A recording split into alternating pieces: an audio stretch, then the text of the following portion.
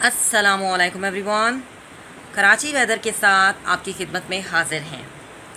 new cyclone गुलाब जो कि भारतीय रियासत में भारतीय